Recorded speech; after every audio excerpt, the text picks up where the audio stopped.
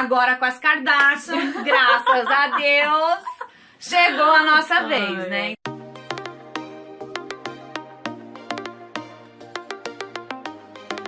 Oi, queres! O assunto de hoje é mimimis e preconceitos. E hoje, claro que eu trouxe uma convidada super especial, porque eu tô aqui hospedada na casa dela. Eu falei pra ela, eu tenho que gravar o vídeo. E já chamei ela pra gravar comigo. E olha aonde a gente tá gravando esse vídeo. Closet dela, pensa, ela tá de casa nova. Closet maravilhoso, que eu falei pra ela, a gente fazer um open closet. Uma festa maravilhosa, porque o closet é lindo, um escândalo. Eu falei, tem que ser aqui pra gravar. Como a gente vai falar de mimimis e preconceitos, eu tava conversando com a Fábio sobre o quanto a gente já passou por isso, mesmo que sem perceber. Tem várias situações, assim, que agora todo mundo tá falando, porque a geração de agora é mais mimada. A geração de agora é a geração mimimi. Mas aí eu fico pensando assim, será que é a geração mimimi? Ou será que é uma geração mais informada? Que é o que a gente tava conversando agora, né? E aí eu tava me lembrando dos meus tempos de escola, assim, lá pelos anos 80. Há muito tempo atrás. A memória da Elaine é boa, gente! Boa memória, ridícula.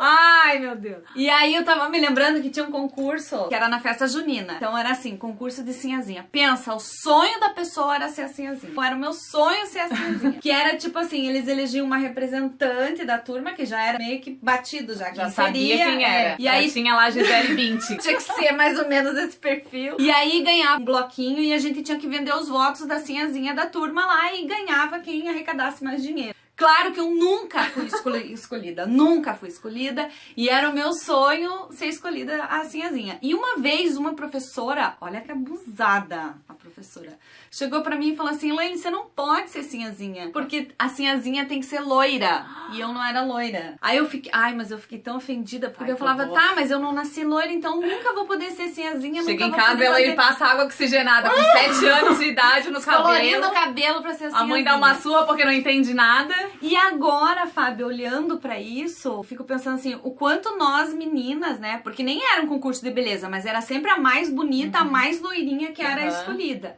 Aí eu fico pensando... Já tinha um padrão, né? O quanto esse padrão de beleza já era opressor.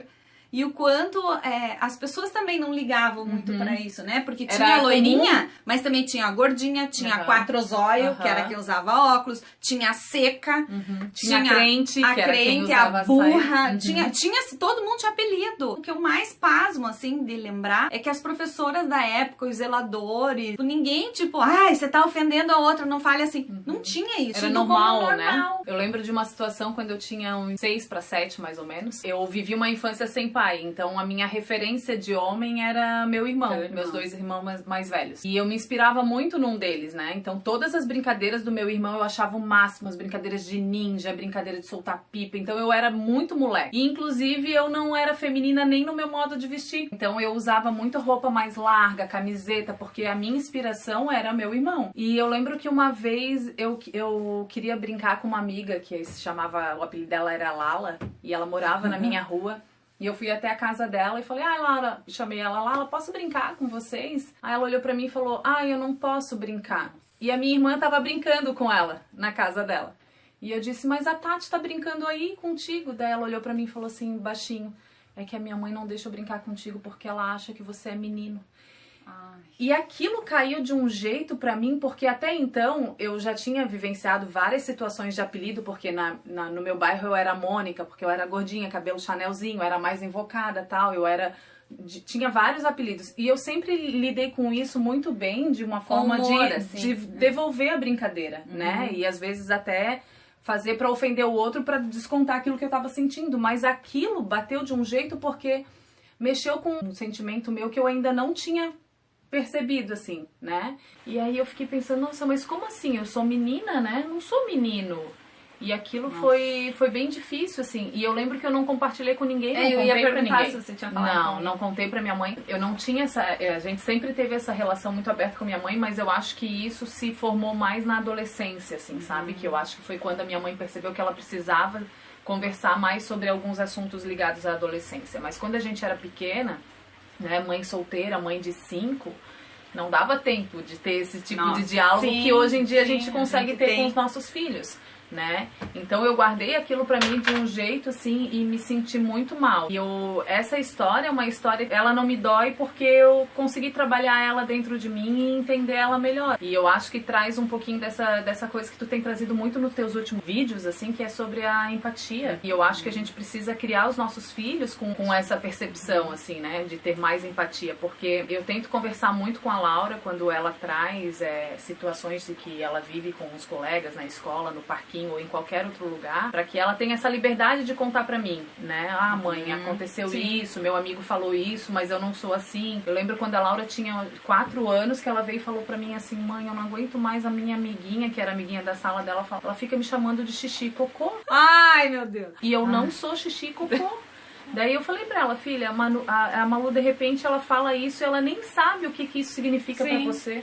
Né? Então eu acho que a gente, em vez de proteger os filhos, tentar colocar eles dentro de uma bolha para que eles não vivam situações de preconceito, eu acho que melhor do que isso é a gente ensinar eles a lidar com essas situações na perspectiva de eles entenderem o sentimento que eles estão sentindo. Porque a gente tem muito essa coisa de fazer o outro perceber o que ele está fazendo. E isso eu acho às vezes meio impossível, porque tu não consegue entrar dentro da cabeça do outro e nem saber o que o outro já passou, já viveu, né? Então acho que a partir do momento que você consegue fazer o teu filho perceber os próprios sentimentos e lidar com esses próprios sentimentos, ainda que eles sejam difíceis de lidar, confusos, né? até pra gente como mãe, porque a gente, né, a nossa ideia é protegê-los sempre, né? Sim. Deixa eu fechar a janela, que tá uma chuva. Pensa na chuva. Mas você sabe, agora que você falou de uma situação da Laura, eu lembro uma situação também na escola que teve com a Helena, que ela ama o Hulk, ela ama os heróis, assim, e ela me fez comprar um tênis do Hulk. E ela foi pra escola e as meninas não quiseram brincar com ela.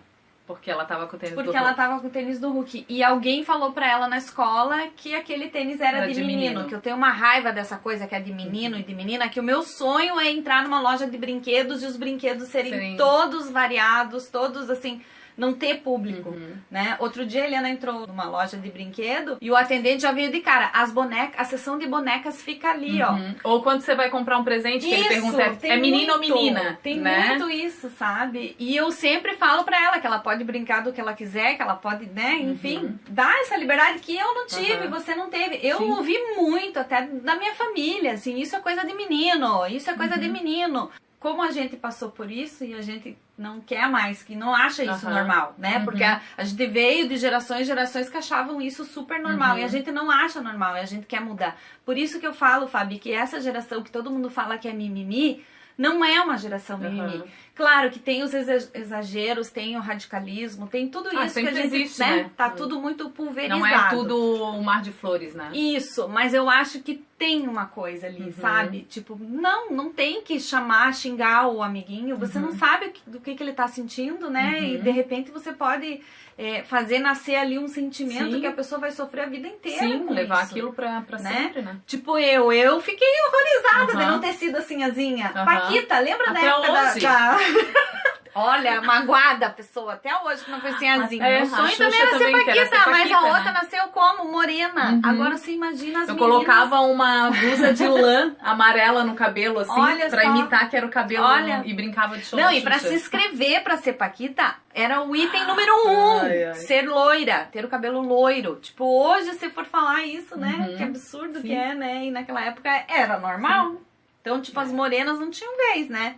Agora com as Kardashians, graças a Deus, chegou a nossa vez, né? Então, mas enfim, assim, o que eu queria colocar é que essa geração, assim, pra gente prestar mais atenção, que é uma geração que tá muito mais informada. E eu acho que o que tem de mais valor hoje em dia é a informação, é o conhecimento, porque quanto mais você se conhece, mais informação você tem sobre você mesmo, mais você consegue se defender e deixar pra lá certas coisas também, falando né? assim de papo de mãe agora, e eu acho que quando você tem mais essas informações, você consegue se abrir também, até pra tirar essa carga de toda essa experiência negativa que a gente viveu, eu acho que a gente consegue ajudar e preparar melhor os nossos filhos pra lidar com essas situações, porque o nosso primeiro impulso é ir e tentar resolver a situação por ele, né? Ir lá brigar com o amiguinho, ou conversar com a mãe, ou mandar um WhatsApp, né? Mas como que os nossos filhos estão sendo preparados para resolver as situações por conta própria,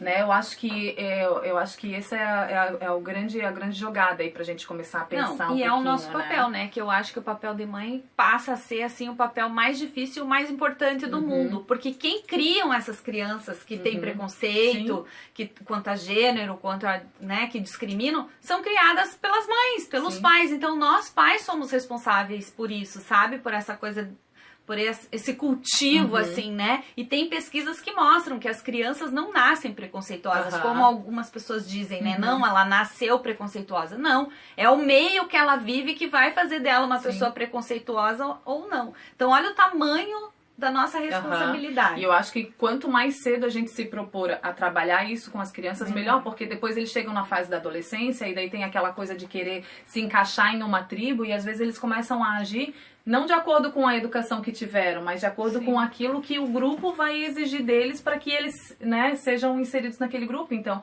eu acho que quando a gente prepara uma criança com uma cabeça bem feita para resolver seus problemas, para respeitar o outro da forma como ele é, para criança, assim, nossa, assim, pensando na saúde física, mental, emocional dos nossos filhos, eu acho que a gente tem que começar cedo, assim. Enfim, né, é um assunto que dá muito pano pra manga e eu quero agradecer a minha amiga dela ter feito essa participação especialíssima aqui, foi bem legal. E claro que eu vou pedir pra você se inscrever no canal, curtir, compartilhar, né, Fábio? Chamar mais gente pra essa roda. Dá o like, como diz a like. Dá o like. Dá o like, se inscreve, ativa o sininho. Ativa o sininho. Pra você saber de todas as novidades aqui do Mães S.A. Porque nós somos todas Mães S.A. E cada vez mais a gente quer trazer assuntos relevantes aqui que interessam na criação dos nossos filhos e pra nós mulheres mães. E tamo juntas, mulheres. Obrigada, meninas. De nada. Tchau. Muito obrigada por terem trazido a batatinha, mas a gente vai comer depois. Tá.